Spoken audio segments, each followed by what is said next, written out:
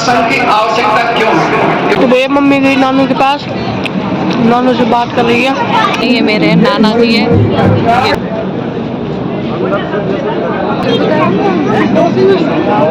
सुबह के बज चुके हैं 9:08 और हमारे घर पे आ चुके हैं गद्दा बेचने वाले। और ये हमारी बहन जी बैठी हुई है, ये मिलने आई हुई है। बहन जी नहीं, मेरी पोती है। तो पोती मेरी पोती है, गवर्नमेंट टीचर है। मेरी पोती है, मैं इसका दादा हूँ, गवर्नमेंट टीचर है और बहुत अच्छी पोती मेरी। बेटा आप लसन की पोती मत समझ लेना। और ये गद्दा बेचने वाले आ गए हैं भाई साहब। तो भाई साहब आप कहाँ से हैं? हाँ भाई, आपका टाइम वेस्ट नहीं हो। 2500 रुपए का दीदी है। 25 रुपए का? तो दोस्तों बताओ ये गद्दा 25 हो सकता है क्या? हाँ, ये सारे तो ये सारे फिर भी हो सकते हैं। और वैसे मैंने लिए थे 550 का आया था पहले गद्दा, जो अंदर तक देख सकते हो आप उस गद्दे को ना। चलो कोई दिक्कत नहीं भाई। तो आप सही से लगाओ। वो टेंट वाला नहीं है भाई। हाँ भाई, सही लगा दो। हाँ वो टेंट में आते हैं ना बहन जी, वो 1.5 इंच का 2 इंच का आता है। वाले अलग है, तो ये अलग है। वो टेंट का आता है बहन जी 400-500 रुपए का। हाँ, वो तो 300 का आ जाता है। तो आप सही रेट लगा दो, ले लेंगे, कोई दिक्कत नहीं है। ले लो भाई, हम तो बेचना। हमारी मैडम ने एक गद्दा पहले मंगाया था, एक और ले लेंगे, कोई दिक्कत नहीं है। बिल्कुल जी बिल्कुल, एक ले लो चाहे 2 ले लें। भैया बॉर्निंग टाइम है। हाँ, बहुत टाइम से बता रहे भाई है ना बहन जी। सुबह सुबह आपका टाइम वेस्ट नहीं हो। रुपए कम दे दो दीदी, ऐसी बात नहीं। जानते तो बहन जी आप भी है कितने में गद्दे आते हैं। फिर भी आप वैसा ही लगा दो, है ना बहन जी। 100 रुपए आप कम दे दो बहन जी, ठीक है। लेबर तो लेने देने की बता। तो लेने देने की तो बात है बहन जी, बताने को तो हम पे आप क्या दोगे जी? 4000 बता दो, फायदा क्या है बहन? मेरे तो इनकी मेरे में तो बहुत फर्क है। इनको रेट सुन के कुछ सूझ नहीं रहा, रेट सुन के चलो कोई दिक्कत नहीं भाई, कोई बात थोड़ा है कोई। मैं सोच रहा था कोई दिक्कत नहीं है भाई आप लगाओ, बता दो। आपको नुकसान नहीं लगा रही बहन जी। मैं बिल्कुल बिल्कुल भाई, नुकसान आप कहना मतलब बहन जी हम 3500 रुपए बतावे। तो भैया गद्दा बेचने वाले आया था और गद्दा इतना महंगा दे रहा है, मतलब एक इतना सा वो गद्दा आपने देखा है ना 2500 रुपए का। तो भैया मतलब तिगना भाव बता रहा है, तो नहीं लिया हमने तो, क्योंकि बाजार से जाके ले आएंगे और इनका बेचने वालों का कोई वो भी नहीं है। बाजार से लेंगे तो कम से कम गारंटी तो आएगी। और आज है सत्संग पास के गांव में यहीं पे, तो हम जा रहे हैं सत्संग में। तो बने रहना आप ब्लॉग के साथ, सत्संग दिखाएंगे आपको कैसे क्या सत्संग होता है। तो भैया पहुँचते हैं और फिर वहीं मिलते हैं सीधा। अभी तो क्या मैं नहाऊंगी धोऊंगी, नहाई धोई नहीं हूँ। तो गुरु जी चिल्ला रहे हैं कि नाले फटाफट से, देर हो गई 10 बजे पहुँचना है। तो पहले तो नहा लेती धो लेती हूँ और फिर मिलूंगी आपको सीधा सत्संग में ही मिलते हैं अब, ठीक है। कि सत्संग की आवश्यकता क्यों है? क्योंकि हम मूल से चलेंगे, जड़ से, तो जीवन समझ में आएगा।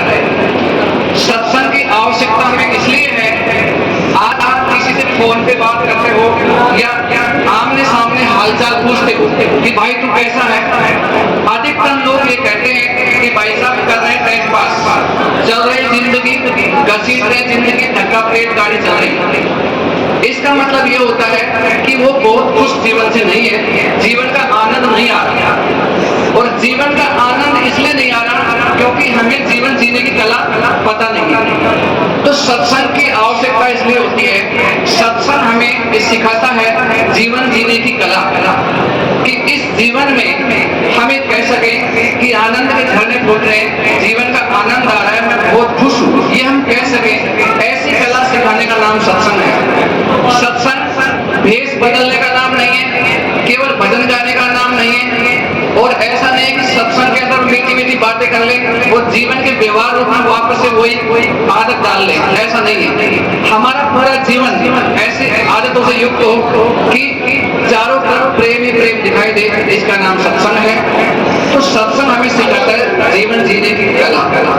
अब जीवन जीने की कला का मतलब ये है कि जीवन में जो भी आवश्यक नहीं है उसे छोड़ देना सत्संग है। लेकिन जो जो चीज आवश्यक नहीं है और उनको हम छोड़ते हैं, हमें क्या लगता है दुनिया क्या सोचेगी, समाज क्या सोचेगा, लोग क्या सोचेंगे। इस बात को लेकर के हम जानते हुए भी ये काम गलत है फिर भी कर लेते हैं, लोगों के दबाव में आकर। खुद मुझसे कहने वाले बहुत सारे लोग हैं कि तू नुक्ते में नहीं जाता, तूने फेरा नहीं खाया, तूने ऐसे नहीं किया, और उनकी खुद की बहन बेटियों को पता नहीं है। लेकिन ऐसे बहुत सारे लोग हैं जो अपने जीवन की चीजें नहीं देखते और दूसरों को सिखाने में ज्ञान देते हैं। तो मेरा मतलब ये है, जो भी अनावश्यक है, जो भी गैर जरूरी है, उनको छोड़ देना, और जो जरूरी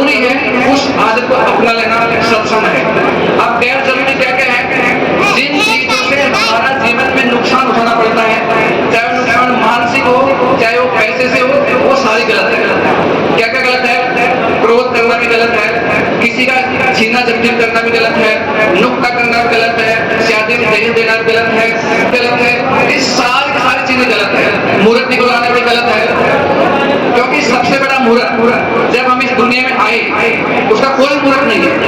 हम मकान की नींव लगाते हैं तो मुहूर्त निकलवाते हैं, और जब बच्चा पैदा करते हैं कोई मुहूर्त नहीं है, खेल खेल बच्चा हो जाता है। जब जीवन का कोई मुहूर्त नहीं है और मरने का कोई मुहूर्त नहीं है तो बीच के जीवन का मुहूर्त कैसे हो सकता है? ये सब दो कोड़ी बकवास है, और काफी लोग जानते भी हैं कि ये सब फालतू चीजें हैं, लेकिन फिर भी समाज के चलते कि लोग क्या सोचेंगे, लोग क्या कहेंगे, सबसे बड़ा रोग क्या कहेंगे लोग, इस बात को लेकर के जानते हुए भी हम कुरीतियों से दूर नहीं हो पाते। हमें समाज का डर लगता है कि समाज से अलग हो जाएंगे, है ना, समाज से बाहर निकाल दे जाओगे। खुद मैंने देखे हैं इन सत्संगी भाइयों में से भी बहुत सारे लोग हैं जो अपनी लड़की की शादी में पूरे पाखंड करेंगे, पूरे ढोंग करेंगे, जानते हैं कि गुरु महाराज जी ने बता दिया कि सब पाखंड है, झूठ है, ढोंग है, लेकिन कोई क्या सोचेगा, बस इसके फैसले हम छोड़ नहीं पाते। जबकि हम भी सत्संग बैठते हैं और मैं सत्संग में वही बातें बोलता हूँ जो अपने जीवन में करता हूँ, क्योंकि जो आपके जीवन में नहीं है और फिर भी बोलते हो उससे बड़ा झूठ नहीं है। दूसरी बात गुरु महाराज ने कही है, अगर आप दूसरों की सुन करके किताब पढ़ के बोलते हो तो झूठी पत्तल चाटने के समान है। जब तक खुद का अनुभव नहीं होगा, वही बात बोलो खुद का अनुभव है, खुद का अनुभव है नहीं, किताब पढ़ ली, सत्संग सुन लिया, इसको बोल रहे हो, खुद के जीवन को सुधार है नहीं, वो बहुत बड़ा झूठ है। सांस बराबर तब नहीं, झूठ बराबर था। तो सबसे पहला निवेदन मेरा यही है कि बात वही बोलो जो खुद के अनुभव की हो, खुद के अनुभव पर, खुद की कसौटी पर सत्य उतरे, वही बात बोलनी चाहिए। अगर आप 100% पालन कर रहे हैं तो हमें 80% बोलना चाहिए, कहीं हम फाल्ट नहीं हो। तो आप सभी को पता है, मैं इसलिए बोल रहा हूँ, मैंने शादी करी, मेरे जीवन में कोई भोग नहीं, पाकर नहीं किया है, कोई मुहूर्त नहीं, कोई फेरा नहीं, कोई लगन नहीं, कोई पत्रिका नहीं, कुछ नहीं किया मैंने।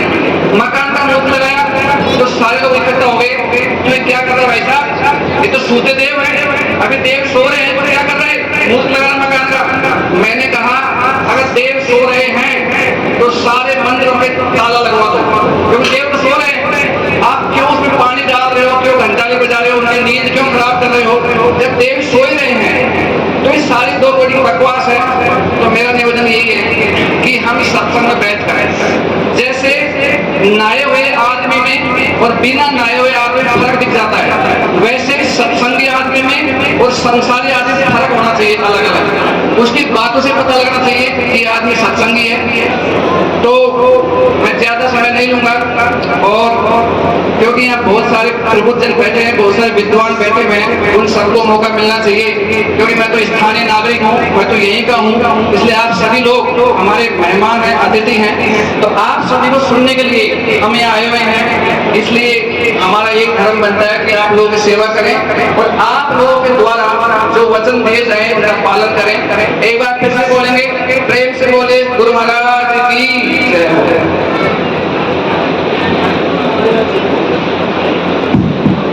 भैया सत्संग चल रहा है और प्रवचन चल रहे हैं अभी तो, और ये जो देख रहे हैं आप, ये खड़े हैं प्रवचन दे रहे हैं, ये मेरे नाना जी है, ये देखो,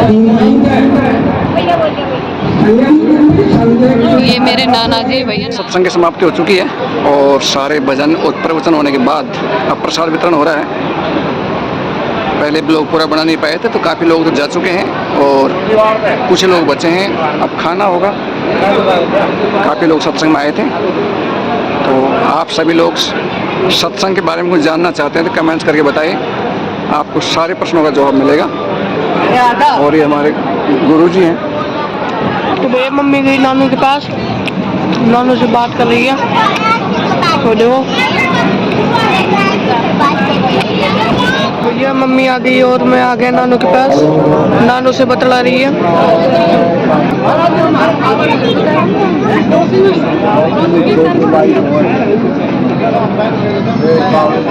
चले गए हूँ जानवर में गया हूँ, हाँ कर दिया गया। तो भैया अब हम लोग जा रहे हैं घर। सत्संग हो चुका है पूरा, खाना वाना खा लिया। इधर मम्मी खड़ी है, उधर माँ मतलब पापा और महाराज जी और ये बात कर रहे हैं। इधर होकर जाएंगे अब। हो गया सत्संग और आ गए हम लोग घर, और हम लोग खाना खा के आए हैं। पेट बिल्कुल भरा हुआ है, पर हमारे साथ सत्संगी बाबा आए हुए हैं, बाहर बैठे हैं, 5-6 जने हैं। तो वो क्या है, खाना नहीं खा के आए, तो अभी बना रहे हैं हम दाल बाटी। उनके लिए बनाएंगे दाल बाटी। आ जाओ, आपको भी सब सुनने होता है। दाल बाटी बहुत कुछ ज़्यादा ही बन रही है आजकल। उम्मीद करती हूँ ब्लॉग आपको अच्छा लगा होगा। अगर ब्लॉग अच्छा लगा है तो लाइक कमेंट शेयर करें, और जो भी मित्र चैनल पर नए हैं चैनल को सब्सक्राइब कर लेना, क्योंकि आपके लिए हम रोज़ लेकर आते हैं कुछ नया, प्यारे प्यारे और अच्छे अच्छे ब्लॉग। हमारे ब्लॉग देखने के लिए सब्सक्राइब जरूर कर लेना। मिलते हैं कल के प्यारे से ब्लॉग में। Bye bye.